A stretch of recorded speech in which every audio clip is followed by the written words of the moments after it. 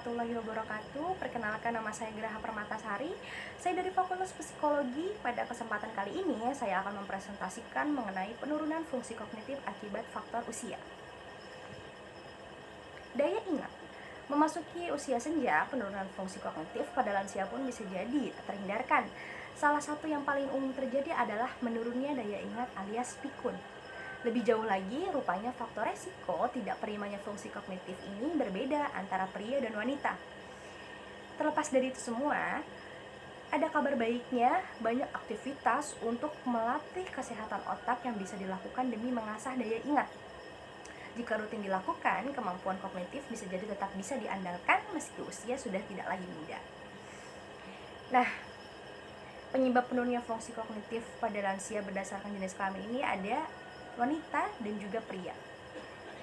Sebuah studi yang dilakukan di Prancis melibatkan 7.000 orang berusia di atas 65 tahun.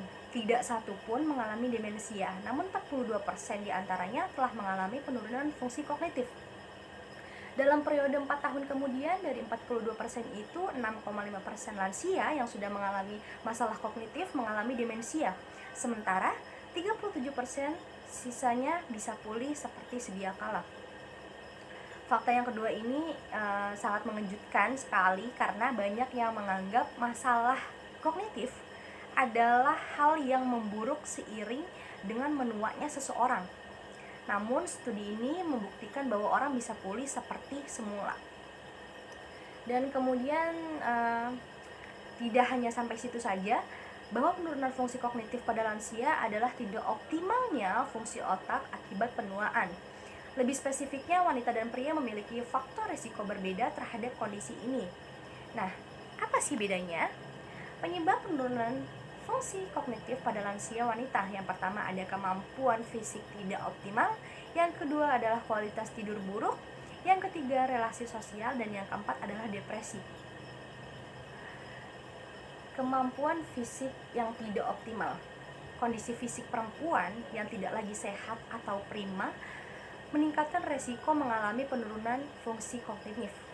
Umumnya ini berkaitan dengan kemampuan bergerak dan menuntaskan aktivitas sehari-hari. Apabila seorang perempuan bergantung pada orang lain untuk menjalankan aktivitas sehari-harinya, resiko mengalami demensia ini adalah 3,5 kali lipat lebih besar ketimbang yang masih bisa bergerak secara mandiri. Dan yang kedua adalah kualitas tidur buruk.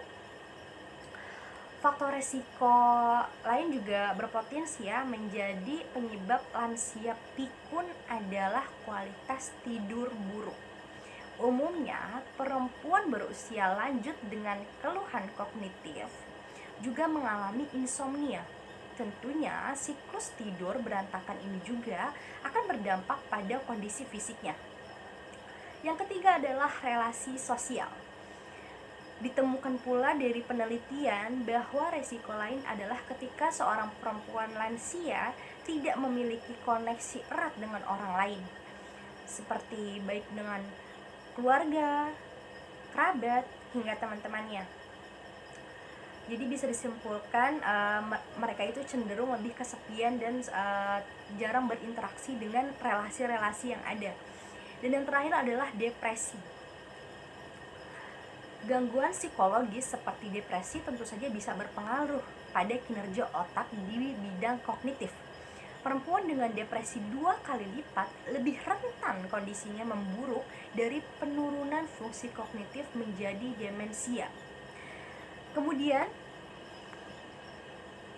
ada penyebab penurunan fungsi kognitif pada lansia pria. Berbeda dengan wanita, pria ini memiliki penyebabnya tidak sebanyak wanita, yaitu terdapat 2, yaitu berat badan dan juga kondisi medis. Mengapa berat badan sangat berpengaruh? Penurunan fungsi kognitif pada lansia pria ini sangat berkaitan dengan berat badan di atas normal. Pasalnya, tumpukan lemak dan pola makan tidak sehat bisa berpengaruh terhadap kinerja otak. Bahkan, hal ini bisa terjadi bukan hanya pada lansia, namun juga anak-anak. Yang kedua adalah kondisi medis. Seorang laki-laki yang sudah menderita diabetes atau stroke juga beresiko lebih tinggi mengalami masalah kognitif. Terlebih, stroke merupakan faktor risiko yang paling signifikan pada laki-laki. Ini dapat meningkatkan kemungkinan mengalami demensia. Terdapat fakta sekitar 30% pasien yang pernah mengalami stroke akan mengalami demensia dalam rentang waktu 1 tahun sejak terkena serangan. Alasannya karena stroke berdampak pada area kognitif yang meliputi fokus, daya ingat, bahasa, dan juga orientasi.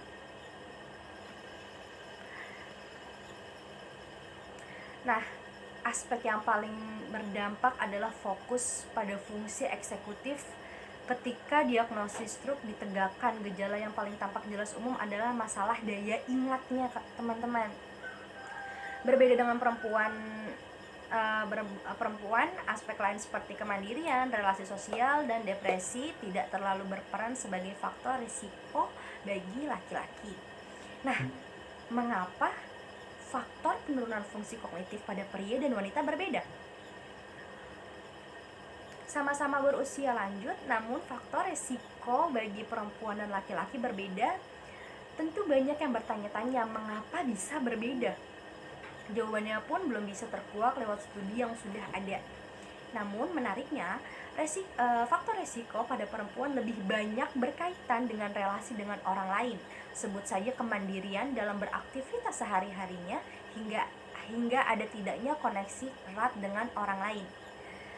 Sementara pada laki-laki, faktor risikonya erat berkaitan dengan kondisi kesehatan fisiknya, mulai dari diabetes hingga kelebihan berat badan. Jadi bisa kita simpulkan bahwa penurunan kognitif pada lansia wanita itu dikarenakan lebih eratnya hubungan dengan orang lain atau relasinya dari kegiatannya sehari-hari. Berbeda dengan pria yang aspeknya lebih ke dirinya sendiri, seperti kesehatan pada tubuhnya. Nah, ada cara untuk mencegah fungsi kognitif pada lansia. Jadi ini supaya kita tidak memiliki penurunan ketika lansia, kita bisa mengasahnya dengan senam otak. Apa aja sih fungsi senam otak? Yang pertama adalah mencegah atau mengobati depresi. Yang kedua adalah menjaga berat badan ideal. Dan yang ketiga adalah mencegah diabetes. Dan yang keempat mencegah stroke. Jadi senam otak ini mungkin dilihatnya sangat sederhana, namun ini sangat berguna bagi kita yang masih muda ataupun yang sudah lansia untuk terhindar dari penurunan kognitif yang ada. Sekian dari saya ucapkan